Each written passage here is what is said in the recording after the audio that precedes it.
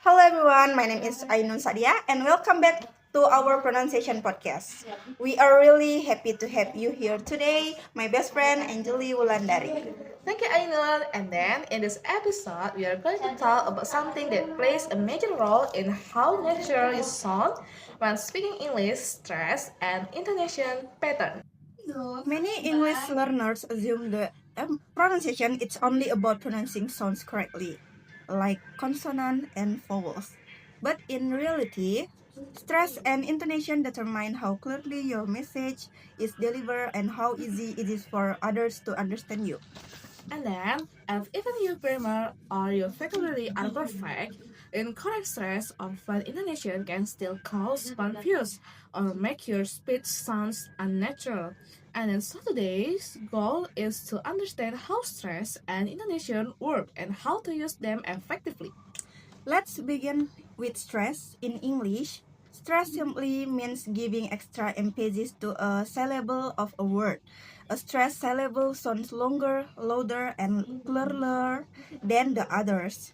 Unlike some languages where every syllable has almost equal weight, English is stress time language, meaning stress is essential for rhyme and understanding. Incorrect stress often makes a word difficult to recognize. Alright, one interesting point is that stress placement can change the meaning of a word. For example, prison with stress on the first syllable is a noun meaning a gift. Prison with stress on the second syllable is a verb meaning to give or introduce something. And then next, here's another example. The example like record is noun, but record is verb. This is why stress is not just a nice extra, but it's a key part of meaning in English. Now, beyond word stress, there is also sentence stress. In a sentence, not every word is stressed. Content words such as noun, main verbs, adjective, and adverbs usually receive stronger stress because they carry meaning. Meanwhile, function words such as article, preposition, and auxiliary verbs are usually undressed. And the next word, the example in the sentence I didn't take your book. The stress changing depending on what you want to emphasize. The first sample example like I didn't take your book is to denying the action. The next is I didn't take your book, suggesting it was someone else's book. I didn't take your book, implying you took something else. Alright, next, let's talk about intonation, which refers to the rising and falling pitch of your voice when speaking.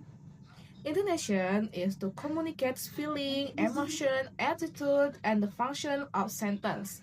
Even with the exact same words, the meaning can change depending on the intonation. There are three major intonation patterns in English. The first, rising intonation. The pitch goes up at the end of the sentence. It is commonly used for yes or no question. For example, do you like coffee? Okay, the second, falling intonation. The pitch goes down at the end. It is used for set statement, command, and double H question. For example, where are you going? Or I'll call you later. Okay, the last, fall rise intonation. Falling first and then rising. This pattern often express uncertainty, hesitation, or polite disagreement. For example, maybe. And then, if intonation is used incorrectly, the listener might misunderstand your intention. For example, like if someone says, "You are funny," with falling intonation, it sounds like a statement of certainty, but with rising intonation, it became a question. Let's do a short practice, only a few lines to help you internalize the patterns. Okay, first, repeat the stress patterns after me. Table, Table, about, about, responsible, responsible. and then next, Are you ready? are you ready? I'm already here. I'm already here. Maybe. Maybe. Nah, the intonation patterns. That's enough practice for today. The focus is to raise awareness, and you can repeat this anytime after listening. To sum up, stress tells you which syllables and words are important, and it directly affects meaning and rhythm in English.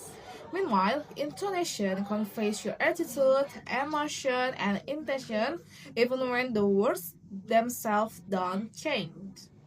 By combining correct stress and intonation, not only will you sound clearer, but your speech will also become more natural and expansive. Okay, thank you for your listening to this episode, and then keep practice daily by paying attention to rhyme, emphasizing, and sound in English conversation, whether in movies, podcasts, or real communication. Alright, I'm Ainun Sadia. And I'm Anjali Wulandari. See you in the next listen and keep speaking with confidence. Bye bye.